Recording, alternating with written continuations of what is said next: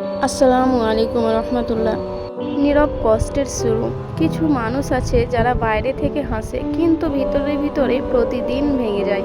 কিছু সম্পর্ক আছে যা শেষ হয়ে গেছে তবুও মানুষ সেটা ধরে রাখে। কিছু স্মৃতি আছে যা চলে গেছে তবুও মানুষ সেগুলো ভুলতে পারে না। আপনিও কি এমন কিছু ধরে আছেন যা আপনাকে প্রতিদিন কষ্ট দেয়?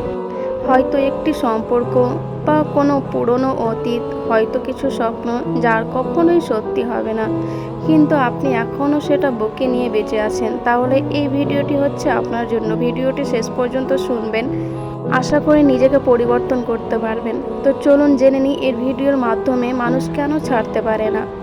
Number 1, habit. মানুষ কষ্টকে ভয় পায় না, মানুষ ভয় পায় পরিবর্তনকে। কারণ কষ্টটা পরিচিত কিন্তু নতুন জীবন অচেনা। নাম্বার 2, আশা। আমরা ভাবি একদিন সব ঠিক হয়ে যাবে, একদিন সে বদলে যাবে, একদিন আপনার মূল্য বুঝবে, কিন্তু সব আশা সত্য হয় না। নাম্বার 3, স্মৃতি। স্মৃতি খুব ডেঞ্জারাস জিনিস, কারণ স্মৃতি মানুষকে এমন জিনিসের সাথে বেঁধে রাখে যা আর কিছুই নেই। নাম্বার 4, ভয়। একলা হয়ে যাওয়ার ভয়, শূন্যতার ভয়, নতুন কিছু শুরু করার ভয়। এখন আমরা জানবো যা আপনাকে কষ্ট দেয় তার লক্ষণ কিভাবে বুঝবেন। কিছু একটা জিনিস আপনাকে ভেতর থেকে ভেঙে দিচ্ছে। নাম্বার 1, লক্ষণ।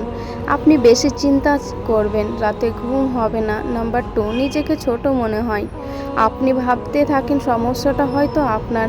লক্ষণ 3, হাসি কমে যাবে। আগে যেভাবে মানুষটা হাসতো সেভাবে আর হাসতে পারবে না, সে এখন একদম নীরব হয়ে যাবে। মন সব সময় ভারী ভারী লাগবে, কারণ আপনার হৃদয় জানে এটা রাখা আর উচিত নয়। পার্ট নম্বর 4, এবং জানবো যে ধরে রাখলে কি কি ক্ষতি হয়। সব প্রথম ক্ষতি হয় মানসিক ক্ষতি। যে জিনিস আপনাকে কষ্ট দেয় তা শুধু মন না, পুরো জীবনই ধ্বংস করে দেয়। আত্মবিশ্বাস নষ্ট হয়, সময় নষ্ট হয়, শান্তি নষ্ট হয়, নিজের মূল্য হারিয়ে যায়। আপনি অন্য কাউকে ধরে রাখতে গিয়ে নিজেকেই হারিয়ে ফেলেন। এই ভিডিওর মাধ্যমে জানবো কিভাবে আপনি ছাড়তে পারবেন। ধাপ নম্বর 7টি রয়েছে, চলুন জেনে নিন সে 7টি ধাপ কী কী। স্টেপ 1, সত্য মেনে নিন।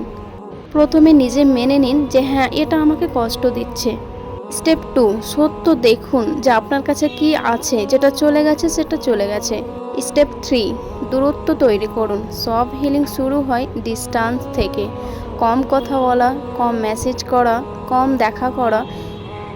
স্টেপ 4, স্মৃতি সরিয়ে দিন। পুরনো মেসেজ ডিলিট করুন, পুরনো ছবি, পুরনো গান, সমস্ত কিছু ডিলিট করে দিন।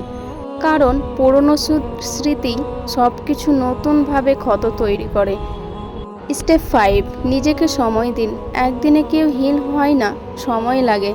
স্টেপ 6, নিজেকে ফিরিয়ে পান। নিজেকে আবার চিনুন। নামাজ দিয়ে, বই দিয়ে, কাজ করুন, পরিবার, নতুন স্কিল, এগুলো করুন। স্টেপ 7, সব থেকে ইম্পর্ট্যান্ট হচ্ছে যে শান্তি বেছে নিন। সব কিছু ভালোবাসার জন্য না, কিছু জিনিস শুধু লিসন। আজকে আপনাদের সামনে একটা বাস্তব গল্প শেয়ার করি। একটা মেয়ে ছিল, সে একজন মানুষকে খুব ভালোবাসতো। সে কাঁদতো, অপেক্ষা করতো, নিজেকে বদলাতো। কিন্তু একদিন সে বুঝলো সে মানুষ আপনাকে বারবার কাঁদায়, সে আপনার না। সেদিন সে প্রথমবার ছেড়ে দিল, আর সেদিন থেকে তার জীবনে শান্ত শুরু হলো। গভীর উপলব্ধি। মনে রাখবেন, সব কিছু ধরে রাখা ভালোবাসা না, কিছু কিছু ছেড়ে দেওয়াই ভালোবাসা, নিজের প্রতি ভালোবাসা। শেষ কথা, আপনি যদি এমন কিছু ধরে রাখেন যা আপনাকে কষ্ট দেয়, আজই সিদ্ধান্ত নিন ছেড়ে দিন, কারণ আপনি শান্তি ডিজার্ভ করেন। আপনি কি এমন কিছু ধরে আছেন যেটা চলে গেছে, সেটা ফিরে পাওয়ার? তাহলে আজই সিদ্ধান্ত নিন। যদি আপনি এমন কষ্টের মধ্যে থাকেন, কমেন্টে লিখুন আমি নিজেকে ফিরে পেতে চাই। কারণ মেনে নিন, যে জিনিস আপনাকে ভেঙে দেয় সেটা কখনোই আপনার হওয়ার ছিল না। আর আল্লাহ সব থেকে সেই জিনিসটাই আপনার জীবন থেকে কেড়ে নেয় যেটা আপনার জন্য ক্ষতিকর। আর আল্লাহ জানে যে আপনি কি পেলে খুশি হবেন। আমাদের জীবনে এমন কিছু জিনিস আছে যেগুলো পেয়ে আমরা ভাবি যে এটাই আমাদের জন্য যথেষ্ট, কিন্তু আল্লাহ জানে যে সেটা আমাদের জন্য না, আর সেটা পেলে আমরা কষ্টই পাবো। ওই জন্য আল্লাহ সেগুলোকে সরিয়ে নেয়। তাই ভরসাটা আল্লাহর ওপর রাখুন, মানুষের ওপর না। কারণ মানুষ আপনার ক্ষতি করতে চাইবে, কারণ কেউ যদি আপনার ভালো চায় সেটা শুধু আল্লাহই চায়। তাই এই ভিডিওর মাধ্যমে যদি শিখে থাকেন, কমেন্টে লিখুন নেক্সট। নেক্সট টাইম ভরসা শুধু আল্লাহর ওপর হবে, মানুষের ওপর না। বাই বাই, আসসালামু আলাইকুম গাইস। وتغرفت عشقا فأدري